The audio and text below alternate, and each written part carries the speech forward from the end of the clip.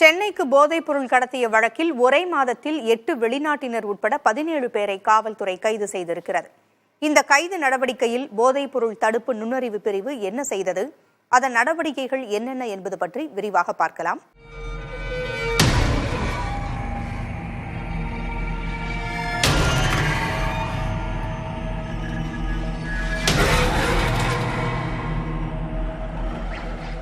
போதைப்பொருள் கடத்தலை தடுப்பது சென்னை காவல்துறையினருக்கு பெரும் சவாலான காரியமாக இருந்தது.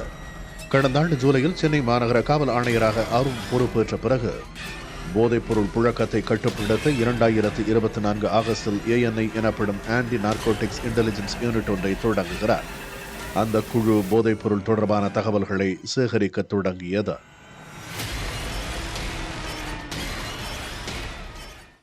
சென்னை பெருநகர காவல் ஆணையர் ANI வந்த பின்னர் சிந்தட்டிக் ட்ரக்ஸ் அப்படின்னு சொல்றோம் இல்லையா, மெத்தாம்ஃபெட்டமைன், LSD, MDMA இந்த மாதிரி ட்ரக்ஸ்ல சிறப்பு கவனம், ப்ரோஆக்டிவா போலீஸ் எங்கிருந்து வருது, ரியாக்டிவா இல்லாம தகவல் வந்ததற்கு பின் அல்லாமல் தகவலை சேகரித்து அந்த ட்ரக் எங்கிருந்து வருது, எங்க உற்பத்தி செய்யப்படுது, எப்படி மூவ் ஆகுது, எப்படி டிஸ்ட்ரிபியூட் செய்யப்படுது, அனைத்தையுமே தடுப்பதற்கு நடவடிக்கைகள் எடுக்கப்பட்டு வருகிறது.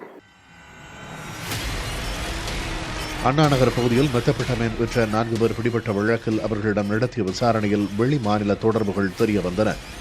அதைத் தொடர்ந்து பெங்களூரு சென்ற போலீசார் 5 நைஜீரியர்களை கைது செய்தனர். அதேபோல திருவல்லிக்கேணி காவல் நிலைய பகுதியில் போதைப்பொருள் விற்ற 2 பேர் கைது செய்யப்பட அவர்கள் அளித்த தகவலின் பேரில் பெங்களூருவில் ஒரு சூடான் நாட்டவர் 2 நைஜீரியர்கள் கைது செய்யப்பட்டனர். கடந்த ஒரு மாதத்தில் 8 வெளிநாட்டினர் உட்பட 17 பேர் கைதாகியுள்ளனர். இதில் கைதான வெளிநாட்டினர் கல்வி விசாவில் இந்தியா போதைப்பொருள் கடத்தலில் ஈடுபட்டதாகவும் அந்த கும்பலின் தலைவனை பிடிக்க தீவிர நடவடிக்கை எடுத்து வருவதாகவும் கூறுகிறார் இணை ஆணையர் விஜயகுமார். ஒவ்வொரு வழக்கிலையும் அந்த நெட்வொர்க்கை மேப்பிங் பண்றோம் இருக்கிறது. அந்த மேப்பிங் பண்ணும் பொழுது சிந்தட்டிக் நெட்வொர்க் அப்படின்னா சிந்தட்டிக் நெட்வொர்க் யாரு அப்படின்னு ஒரு வழக்கு பதிவு செய்யப்படுது. அந்த வழக்குல 4-5 பேரை பிடிக்கிறோம்.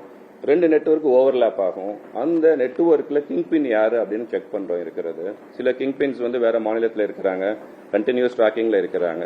சில கிங்பின்ஸ் வேற நாட்டில் கூட இருக்கிறாங்க. இப்ப இந்த வழக்கிலேயே ஒரு 2 நைஜீரியன்ஸ் அங்க நைஜீரியால உட்கார்ந்து இருக்கிறாரு.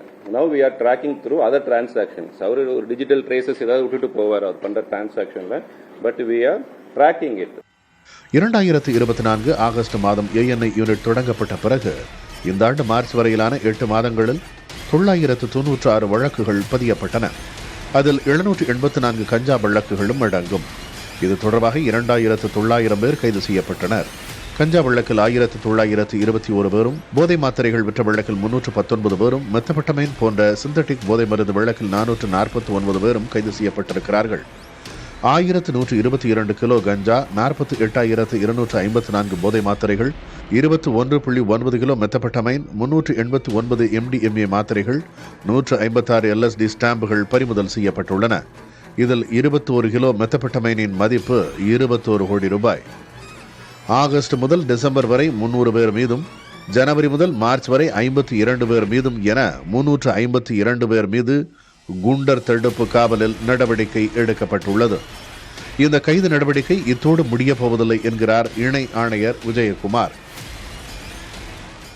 பிசிக்கலா மேனுவலா செக் பண்றது ஒரு பார்ட் தான். அது இல்லாத மற்ற ஒரு 360 டிகிரிஸ்ல அது ஸ்கேனருக்குள்ள இருக்கும். ஒருத்தர் எங்க இருந்து கிளம்புறாருன்னா ஒரு இன்புட் இருக்கும். அதுல அந்த மேனுவல் செக்கிங்ல மட்டுமல்லாமல் ட்ரக் மூவ்மெண்ட் இந்த இடத்துல அவர் தயாரிக்கிறாரு, இங்க போகுது, அந்த பர்டிகுலர் பர்சன் மூவ்மெண்ட் எங்க இருக்குது, அந்த பர்சனோட டிரான்சாக்ஷன், டிஜிட்டல் டிரான்சாக்ஷன்ஸ் எப்படி இருக்குது, இது அனைத்துமே கவனத்துக்கு உட்படுத்தப்பட்டு வருகிறது. அது அனைத்தின் மூலமாக தான் ஒரு இடத்துல சீசர் நடக்குது. அந்த கமிஷனர் உத்தரவின்படி சார்ட் போடுறோம். அந்த சார்ட்ல கிங் பின் யாரு, இன்டர்மீடியட் சப்ளையர் யாரு, ரீட்டைல் செல்லர் யாருன்னு. ஸோ ஃபோக்கஸ் கிங் பின் யாரு ப்ரொடக்ஷன்லையும் இன்டர்மீடியேட்டா சப்ளையராகவும் இருக்கிறாங்களோ காவல்துறை அவங்களை பிடிப்பதற்கும் அவங்க மேல் நடவடிக்கை எடுப்பதற்கும் எல்லாமே பண்ணிட்டு வரும்.